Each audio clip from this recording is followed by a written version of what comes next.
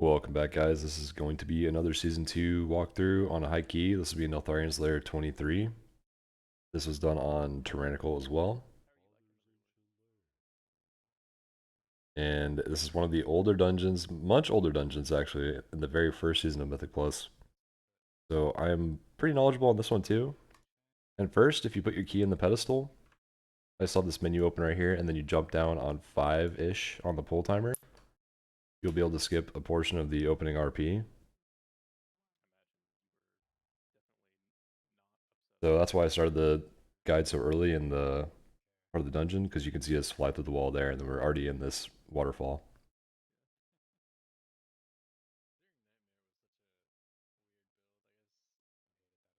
So something to know about this first pull. In Legion, you would pull this entire area in one pull, but you still can do that, but it's pretty scary. These little crawlers actually do quite a bit of physical damage for some reason.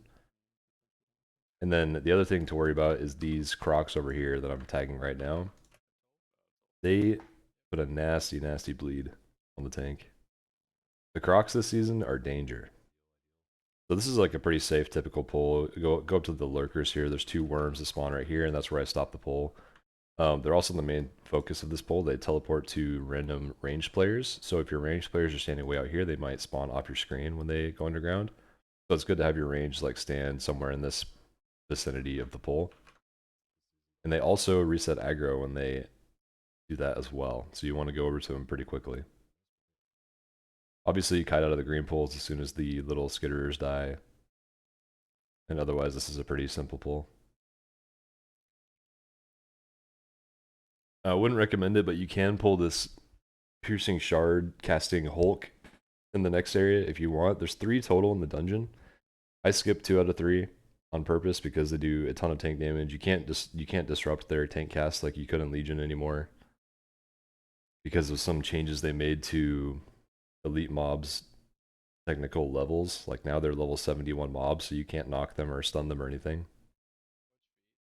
So I've been doing this as a second pull. This pull is pretty safe too. It's pretty small. What you can do is snap this into the boss. And I guess it's not really snapping, but you just kind of walk down the waterfall and the mobs will eventually come if you jump off the actual waterfall portion, like right here. I think if you jump off the bridge, they can evade sometimes. I'm not sure on that though. I'll have to get more data. I've had them reset on me before, basically. It's a good habit to ask your healer to leave at this point if you know you can live. Maybe even a few seconds before this, like just have somebody go on the waterfall to start the RP for the first boss.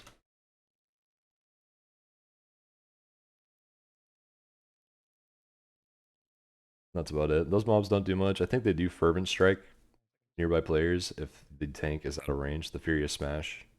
Be careful of that. Fervent Strikes, for those that don't know, is a term that came from BFA when a mob does its tank buster attack on the nearest player if the tank is out of range. Very, very annoying interaction. A lot of times that gets fixed these days, but this season there are quite a few fervents that have not been fixed yet. So this is the first boss, Rokmora. This is probably the hardest boss in the dungeon right now. And what you want to do, the general plan for this boss is to play on the outside ring of this room the entire time and make your way over here to finish near the exit for efficiency. You always want to have him facing either like away from the group, just toward the outside like that. And you also want to save any ranged abilities to pick up these skitterers that spawn in a random spot around the boss every 5-ish seconds. So it used to be the case, or at least I think it used to be the case, where the skitterers spawned based off percent health lost from the boss. But that is not the case anymore. And maybe it wasn't ever the case, I'm not sure. But now they spawn based off of any damage hitting the boss. And they have like an internal cooldown of spawning by like 5 seconds. So it could be, you could get a really bad skitterer spawn right before Shatter. And the main goal of this fight is to make sure the skitterers die before Shatter finishes its cast. So Shatter's happening right now, but all the skitterers are dead. So it's all good. And the next important thing is you see this crystal debuff as soon as Shatter goes out on the group. That is these purple crystals all over the room. If people move inside these crystals, they will take giga damage. So you have to stand still for as long as you can after Shatter. Now, a lot of times they'll also cast Razor Shards, like right here. You can sidestep Razor Shards, by the way. You see me just walk over here, he's still facing that direction. It doesn't look like it based off of his animation, but if you look close, the actual damage only went in the cone like that in his Razor Shard cast. But anyway, so the goal of the Shatter cast is to make sure the skitterers die, and then everybody probably pops a personal, including you as the tank, because you will likely have to move inside the pool to dodge the Razor Shards that come after the Shatter. Ooh, Incorporeal actually goes off right there. That's not good.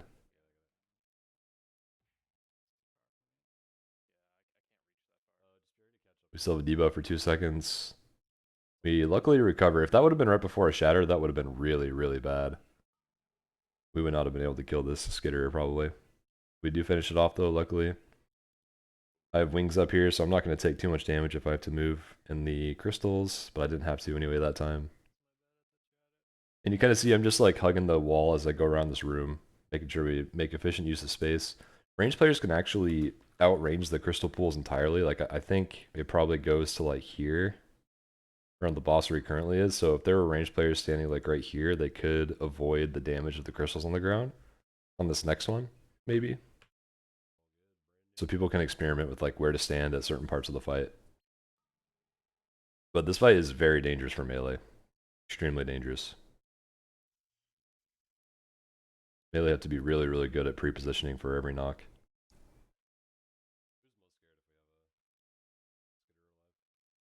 But yeah, that's about it for Rokmora. I mean, it's just rinse and repeat. You want to use defensives for every shatter as a tank. And you want to constantly, efficiently gather the skitterers and help damage them down for your group. Here's a shatter. I should be popping Ardent Defender. I did not because I'm a noob. But it's all good. It's not too high of a key yet.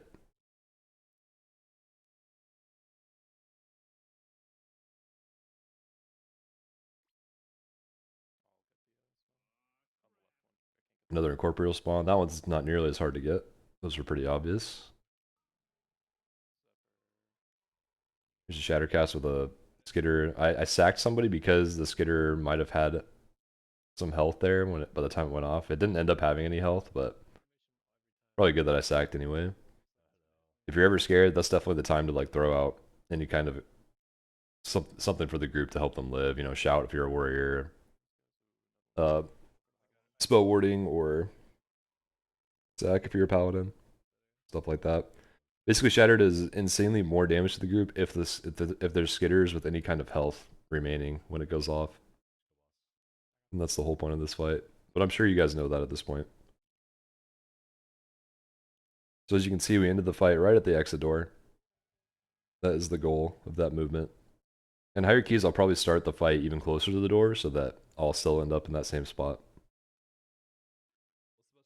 Throwing fish at these guys doesn't do anything. It was for an achievement in Legion, I think.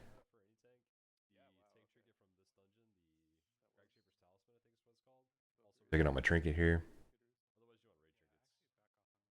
So this area, the main thing you have to watch out for in general for the group is these breakers. They cast the avalanche cast, and what it does is it sends like a straight line frontal at the tank, and then puts avalanche on 3 different players at ranged, preferably.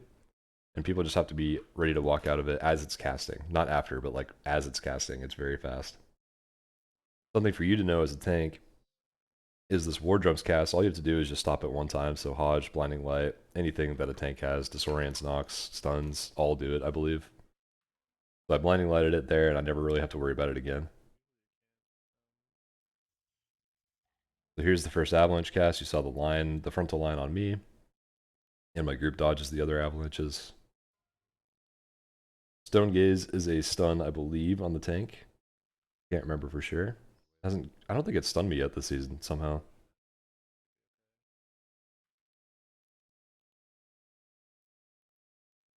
Stone Shatter, I think, is a AoE around the tank, the target of the Stone Shatter cast. This is a pull with 2 breakers and a drummer, so I'll run up to the drummer immediately and stun him.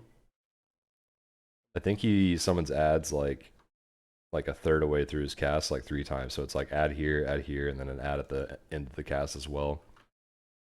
I believe. I haven't really let him go off much this season either to verify that. There's another Stone Gaze from the Nasher.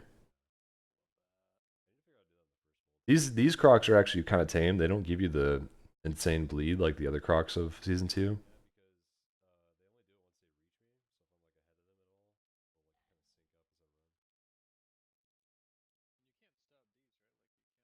But yeah, this pole's pretty tame as long as people know how to dodge Avalanche. And it's also important, I should mention for Avalanche, that the range players stay spread out. And if you have multiple melee, they just need to be on high alert and ready to sprint out of their Avalanche. They probably need to stack them up too in melee. If it's like a full melee group for whatever reason. And honestly, if you have a full melee group, I don't know if you're killing the worm boss either way, so that might not matter.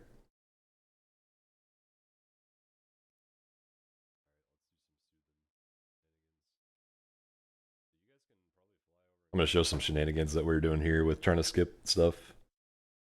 I think you might need to be a small model character to jump through that gap. Obviously, you can hover over it, you can glide over it. Priest can grip you, rescue you through it. I get gripped right there, but I think you have to be like a gnome or a dwarf maybe to fit through that. Not super important, but that is one way to skip a double pelter pack that I did there. I was planning on skipping all this actually, but we body pulled, so I just pulled the Hulk in. So I do end up pulling 2 out of 3 Hulks this dungeon. These guys are very dangerous. This Piercing Shards cast is basically the Azure Vault Piercing Shards cast, the same exact thing. It used to be stoppable in Legion, but now you have to just eat it. Because of, like I said earlier, that's just not knockable or stunnable anymore. There's a Pelter in this bowl. The Pelters just hit random people with their jagged discs. They used to be extremely lethal on high fortified keys in Legion. We might get back to that point eventually. I used bubble here to immune my piercing shard stacks. It's good to tank these hulks near a wall so that you don't really get knocked out of the group. They knock you pretty far. And technically, if you really had to, you could outrange their shards as well. I think it's like a 45, 50 yard range, so it's super far, but it is possible. In Legion, the meta was to like pull this whole room, get Threat and like 3 globals back when Threat was really nice. And then you would Warlock Gate out of the pack and then leave and just be like 100 yards away for the entire pull.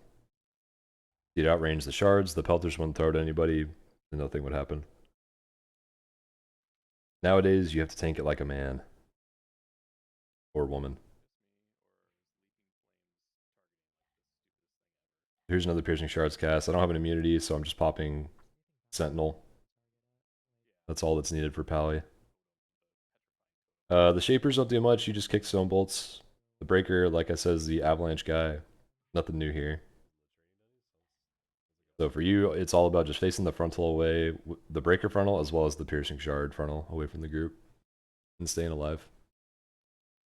Also, I've been knocked onto this little table before that makes the mobs evade. I'd recommend just like pulling them over to this corner here and just having your back against this wall so that you don't risk any of that happening.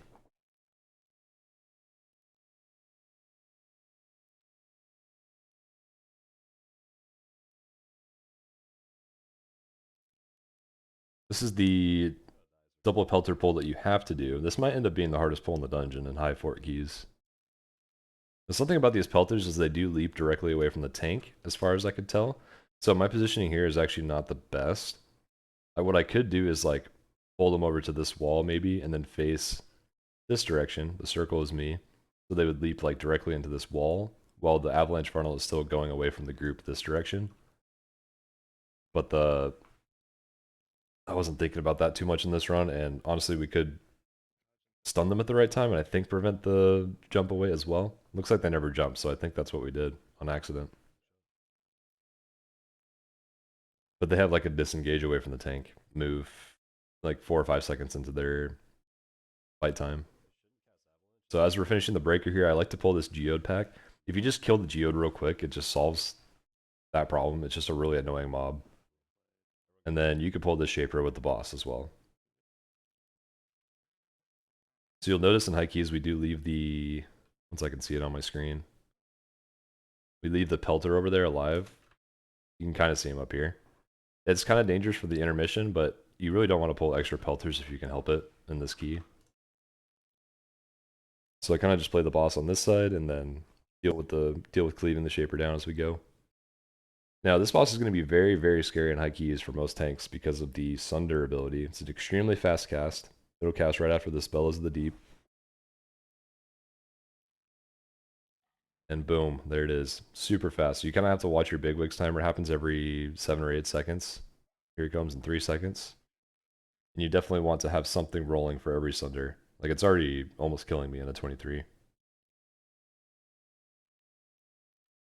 Here's another one right now.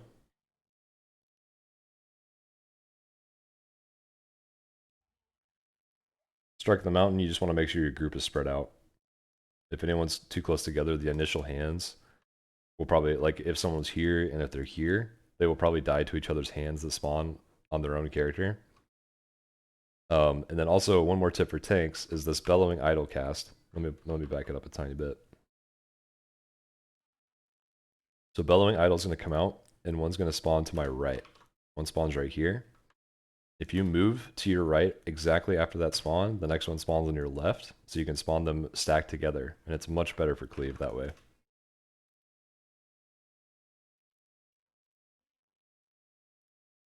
Especially the second set going into intermission, it's much easier to kill them when they're stacked, and that way the whole group has more time to watch this minigame. Now I immediately lost the idol because I think it goes underneath my interrupt tracker. Like, I need to make a better hotkey to turn off my UI. So I actually completely lost it here. I was kind of guessing. Yeah, the one I was mousing over was not it, so my UI kind of trolled me there. But I advise like having a good keybind for just turning off your UI briefly. As soon as the boss goes under, like maybe the tank and healer, watch the idols for a little bit, and then turn your UI back on to damage and heal, obviously. Now he comes out of this phase and immediately sunders, so be careful of that. Have something rolling.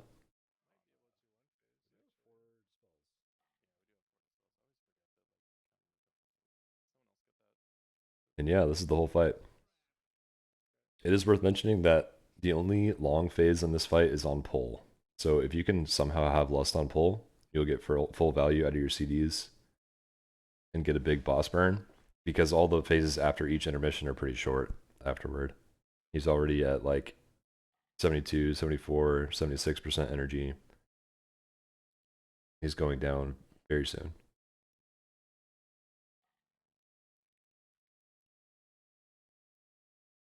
You also get 2 bellows in P1, and I think you only get 1 bellow in each of the other phases. So it's good to have more damage for P1. So here I would turn off my UI, and I'd use my mouse to kind of follow this idol. I think I have the right one this time.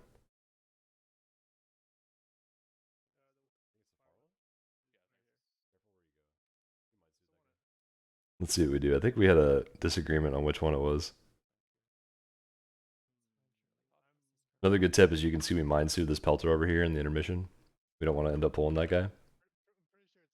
You can also imprison if you have a demon hunter. You could vanish sap, I think, which would work. Maybe. I don't know if it lets you get out of combat or not. So, okay, so I swapped to this idol, and I'm like under the impression like I think I'm right, but I'll just go with what they choose to make some kind of decision, right? And luckily, this boss is not lethal right now when you mess up the intermission.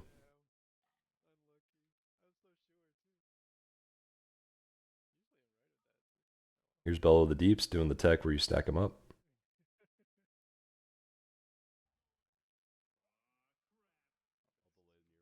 Strike the Mountain was pretty close to hitting me there. It wouldn't have killed me as a tank, but people do have to be careful of that for sure. I almost died to a Sunder. That was close. I have plenty of abilities I could be pressing for Sunder. I'm just like being a little lazy because a big pull is coming. The Crocs in the next pull are pretty rough. I actually don't even think I pulled them in this run because we pulled the Hulk before the boss, but we'll see. This pack is generally a skip just because there's a Pelter. It'll be a pretty tough mob in high keys. Yeah, generally I would have gone and pulled the Crocs right here. There's like, I think there's like 6 total Crocs, but the meta is to kind of pull 4 of them in this pool right here and then have somebody tag these 2 mobs right here and then meet somewhere in the middle and fight them here. Now the Crocs again are very scary. They give you nasty bleeds. The bleeds this season are super overtuned, but we didn't end up pulling them this run, so I ended up doing a double pull here instead. These Grubmasters also have that Stone Shatter ability. I'll see if I can catch the animation. This is the important thing for you as the tank. I get aggro on the Lurker there because it teleported away and reset threat. I go and Hodge this Grub. And these Grubmasters should be casting... I'm actually tracking their cooldowns. That's a weak core I'll put in the description as well. But this one's about to cast this Grubmaster here in just a second. See if he actually does it. Here it is. That animation is like an AoE around the tank. So anyone within this range of me-ish would have gotten hit pretty hard by Stone Shatter. And it's going to be a one-shot on Fort for sure at some key level. So melee just have to be super aware of that. Ranged also because the tank has to move all over the place in these pulls. It's the Grubmasters that do that.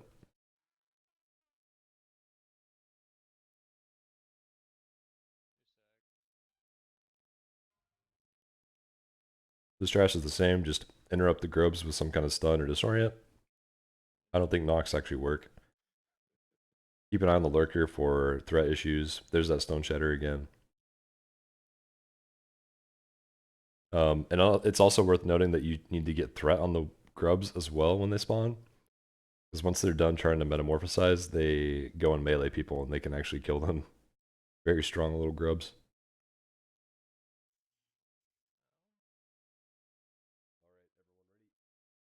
Alright, this is Naraxas. Naraxas was an incredibly hard boss week 1 and is still pretty hard after the nerfs. In this group we have 4 poison dispels, so it's not going to look that hard for us. But what we're doing is, like, before the key, it's good to coordinate which people need the poison dispel. Priest, very squishy, because of the also added physical damage coming from these hurlers up top in the arena here. They just pelt people with rocks the entire fight for physical damage, as well as the nasty poison that comes out. So if you have 1 poison dispel, that should probably go to your priest first, and then probably your ranged DPS healer second. Paladin's kind of tanky because of the plate armor. And Rat Paladin's honestly kind of tanky in general. Look at that 600k health pool. So I'm dispelling the priest. Everybody else is dispelling themselves, except for me. I'm a tank. You don't really have to use your defensives on much else besides the melees in this fight. So just rotate your defensives like any other consistent damage fight. You can see me dispelling the priest every time. It's also worth noting, a lot of people don't know this, but the ranged players in your group need to be attacking the mobs before they even jump down into the arena. They are attackable up top in the ceiling. And that is how you deal with this mechanic to its fullest. Now this first spike tongue, you need to make sure you run out as far as you can. If you're super slow and you have no mobility and you don't trust your group with these pools, you can actually use these eggs on the sides, like anywhere over here too, to block your knockback. So you can get yourself stuck on these eggs basically. And on this first one especially, you have to be careful of these pools despawning as soon as you get brought back into them. So you can see this pool is actually the old pool, and this one is the good pool. So I kind of like hovered between both of them to make sure I had one of the good ones in range. And then I use freedom only after it's over to get back into the boss. And I taunt just in case as well, to make sure he doesn't melee someone.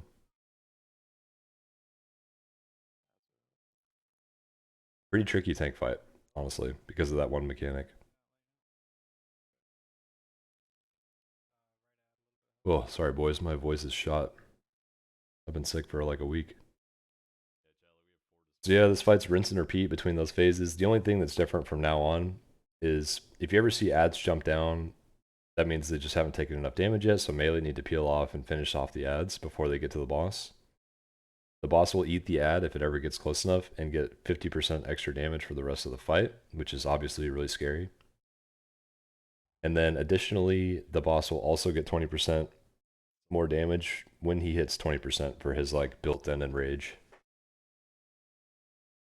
So that is the scariest part of the fight. I think it's actually just his melee damage that's buffed though.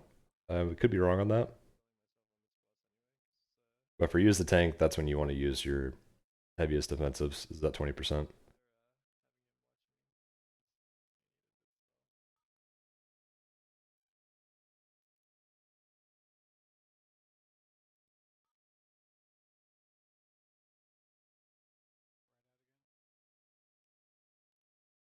We're cruising on the timer. The timer is really not the limiting factor in this dungeon yet.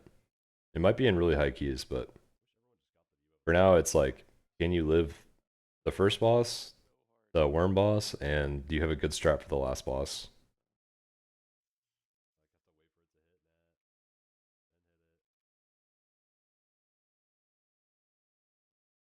This is how I deal with another spiked tongue. I freed him right after I taunt the boss. I run in as fast as I can so nobody dies to a melee, or the boss does his like AoE one-shot thing. Dispel my priest, pop something, and the fight's over.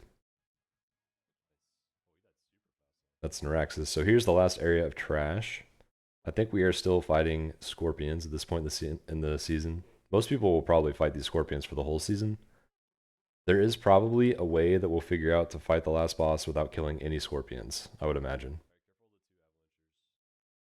Now these are all the same mobs, basically, except this Demolisher. This Demolisher has a cast that he tries to transform into one of the last boss ads. And if you stun it, then he just won't ever try it again. So both me and the Ret Paladin are going to watch for that cast and try to stop it. The Trappers are basically pelters, but they also have that bound cast, which just stuns the tank. So it actually goes on me there. You can see this 4-second stun, I think. And I just bubble out of it, I think. Yep. OP. The breakers are the avalanche guy. There's two avalanche guys in this pull. This is a pretty hard pull, honestly. I would not imagine you'd want to pull this unless you have a pretty experienced group. 2 avalanche guys, 2 pelters, and a demolisher cast to worry about. I probably won't pull this on fort either.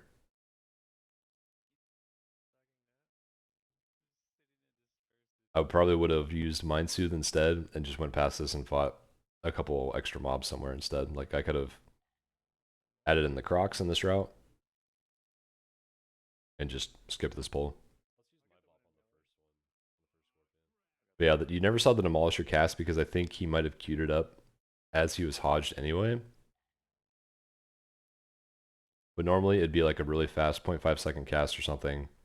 And if you have someone ready to stop it, then you can just do that.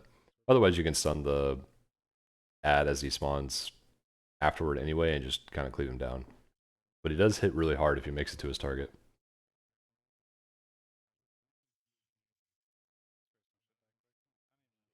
So I can't remember everything there is to remember about these scorpions, but there is a couple things I can tell you guys about.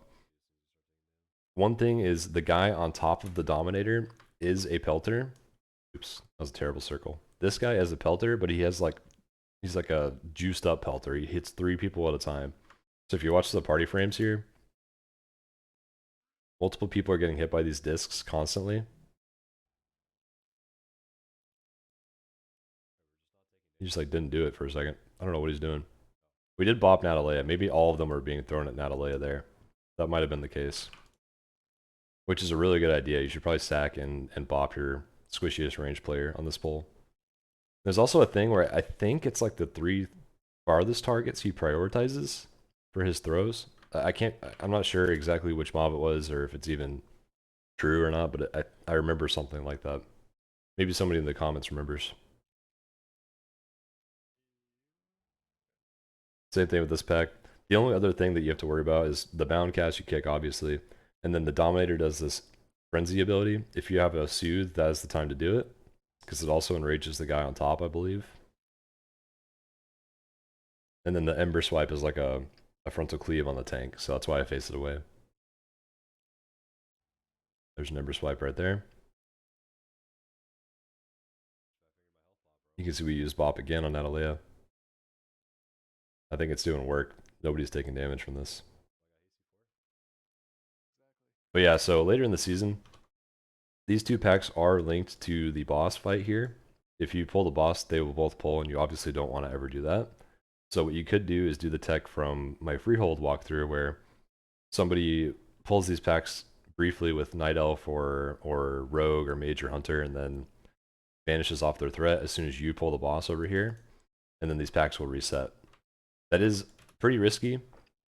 There's not a ton of space to work with if you do that. And I think the meta will become to just do that with this one pack over here because it's pretty far out of the way, and just kill this pack that we're currently doing right here. But there might be a way to do both packs. That was done in the MDI and Legion and everything, so people have known about it for a long time. Alright, so let's talk about Dargrul. This fight is largely a tank fight. If you have a way of communicating with your group, you can solve this fight for them pretty easily. So I put down some markers here. Green is the first spot I want them to put crystals on, because it allows me to walk the boss over to here, like that distance. It did like half the health to the group, and that's because when the boss moves, it does damage to the group every step he takes. But it also allows me to have my back to this little bone right here so that I don't get knocked back on each of these frontals for a while. And it also allows us to set up this like really clean location for me, and then have a marker for the range for their crystals to stun this magma sculptor that's coming out right here. So if you watch this, he always does crystal spikes first, and then he immediately summons a sculptor. So I flip him around. He's facing this direction now, so he's going to spawn the ad right there. That's always how he spawns ads, is in the direction he faces, slightly to the left, like his front left quadrant or whatever. So I spawn it directly in the crystal. It's already stunned. It's already taken the double damage. And then you just flip back around and get knocked back into the crystal, or the bone, I mean. Pop a defensive for both the knockback and the magma crash, for sure. That stuff hurts. And then what they should be doing is putting another crystal right here. So they did it perfectly. So that's what I have these markers for. Like first crystal at green, second crystal here on purplish, so that the ad walks directly into the crystal and gets stunned again. And as you can see, it's pretty scary. Like that moment is probably the hardest in the fight, because that ad is not stunnable right away for a second time. I almost died there to that magma crash. Goddamn. And then the third crystals for this first phase, you just want to have like somewhere in this same area. Purple is fine again. That's exactly right what they did. So now after that last tank ability, Molten Crash, you can move over to the crystals. And I'm getting wrecked by this guy. And now you have a really easy line of sight point for this magma wave. And then you can move out toward the wall a little bit more without having to make him take more than a couple steps here. He always does a landslide right away. He does a crystals right away. So I said just like put the crystals kind of close, like here-ish in comms, while I move this direction. So as soon as you come out of that magma wave phase, people kind of like go in a V like this. And as long as you're still somewhat close, then it's going to work out pretty well. The movement on this fight is extremely critical. So I didn't quite get the magma sculptor cast to be aligned with those crystals. They could have been a little bit closer, honestly. But I did get it pretty close. I rotated the boss almost all the way around. So he'll take a couple steps, and let's see how much damage he does. Ooh, yeah, that's scary. I'm trying to help them, but I'm also getting owned. I can't really go over there because of all the frontals. And then here they can set a second crystal on the ad. Looks like they missed a little bit. They could have put it directly on him.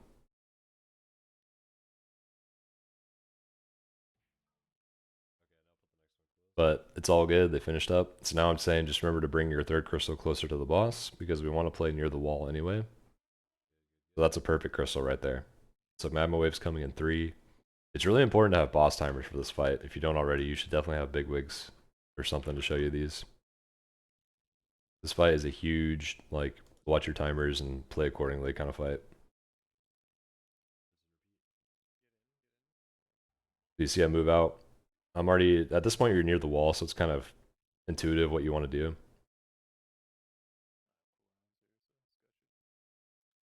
On this set, you kind of have this like open stretch of time to move the boss and prepare him for magma sculptor. So I move him here, I spawn it directly on the crystal, and then I turn back around.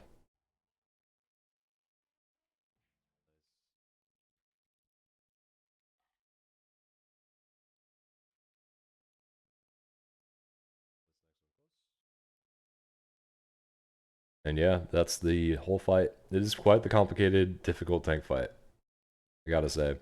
Your defensive should carry across both a landslide and a magma wave, or magma slam, whatever it's called. Molten crash, that's the word. But it is it's hard to think about that when you're also thinking about the positioning of this fight at all times. So kind of just like try to press something for every set of attacks. Like I like think of them in groups of two. Like I'll press I have tier for this set of landslide plus molten crash, or I'll press ardent defender or brew, you name it. This one there's a magma sculptor coming up right after crystal spikes. Oh, Bigwig's lied to me, so it was actually before. That's probably why I didn't turn around in time. But it's all good. The boss is dead. That was like the 4-minute magma sculptor. And that is Neltharion's Lair. Let me know if I missed anything, guys. I'm sure there's a couple things I forgot to mention. This is a pretty fun dungeon in Legion. If you guys go back and look at like MDI Neltharion's Lair runs, you'll probably be pretty impressed at what people did back then. It was good stuff. Anyways, I'll see you in the next one. Thanks for watching.